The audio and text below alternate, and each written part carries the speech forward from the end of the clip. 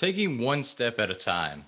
This is what people don't often understand about just taking one step at a time towards your goals. Everybody has amazing goals, amazing dreams that they visualize that just come to mind when they want to do something. But because they have this great big picture, because you have this great big picture, oftentimes you struggle to understand it's the little steps that will get you there that you need to focus on. Don't focus on the fact that you're here and you need to go way over here. You need to go way beyond what you ever thought would be possible. Don't focus on that. When you focus on that, that's when you get bogged down and you feel let down because you're not going to get there. In this instant gratification world makes that much harder because you have to work on that delayed gratification. It is going to take you time to get there, but you can find milestones along the way to help you get there. One of the things when I used to run, how I used to create milestones was mailboxes. I lived out in the country, and so we had mailboxes that weren't all in one spot. It was throughout the road. I'd run down, and as I started getting tired, I'd say, let's just make it to this mailbox. Okay, make it to the next one. Okay, make it to the next one. And I kept having those little wins and those little milestones to help me get to my final destination, which was to get back to the house. And so I use those mailboxes to help keep me encouraged, to keep me going along the way. So you have to figure out what those are along that process. Now, I had somebody ask me when it came to building out my shed for my podcast studio, as y'all probably know a little bit about, got kicked out of the baby room. Well, now it's the baby room. It was my podcast room, spare bedroom, turned into a baby podcast studio. And now it is officially only the baby room. Now I'm stuck in the guest room for now until I get this studio built out in my new shed or man cave, whatever you want to call it. But I had the question asked about how I got all this to start going forward. And I had the grand vision of room is going to be built so I can be in the podcast studio, but I had no clue what the insides would look like. So I just started with what I needed to, which was electrical. I knew that I needed to get electrical in there first, so that way I could start working more and have lights and be able to work at different times and get an air conditioning unit in there that could be powered, not by a drop cord, which is still the case right now. But I had to get that up first. And then I could start there with the frame because it had the three walls already, but I needed to put a fourth wall to separate the rest of the shed because I didn't need the whole thing to be a room for myself.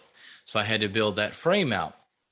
And once I built that frame out and had the electrical in, then I could put insulation in to help insulate it from an acoustic standpoint, but also from a heat and cooling standpoint.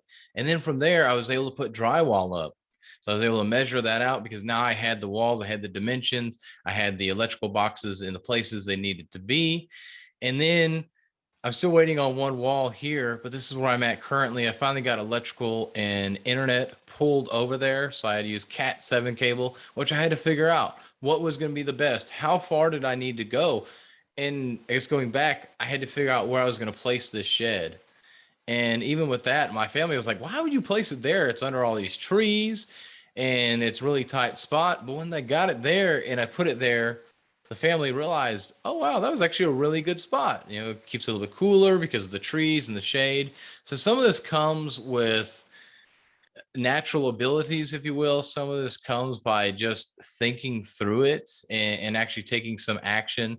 But the goals you have, as you start taking steps toward them, they start revealing themselves. But you have to take these little steps, like I mentioned. I still have more to go. I still have to go sand the mud that I have for all the joints from the drywall. I have to paint. I still have to finish up the one wall and get the electrician out here because I'm not going to mess with what goes from the house to the shed. I did everything inside from there, but I need to get an actual electrician to do that part because I don't want to mess with the house. The shed, whatever. That was not a ton of money. It wasn't nothing, but it wasn't a ton of money.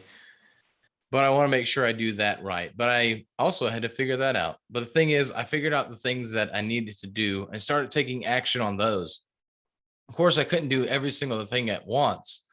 So I had to just start taking some kind of action. But because I started taking those little steps and not letting it consume me, that I had to get insulation, drywall, get the mud on there, get the paint, get the electrical in, get somebody out that's certified electrician to actually pull all this, figure out what the right cable sizes are, what the right internet cable sizes are, figure all this stuff out.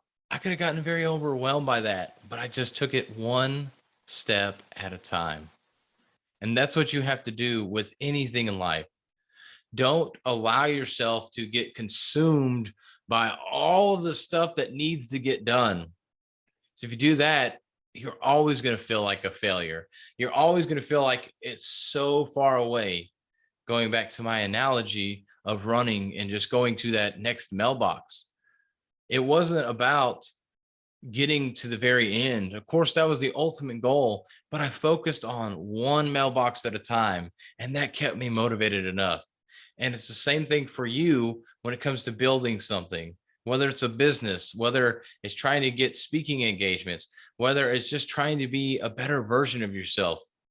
Focus on one little thing that you can fix.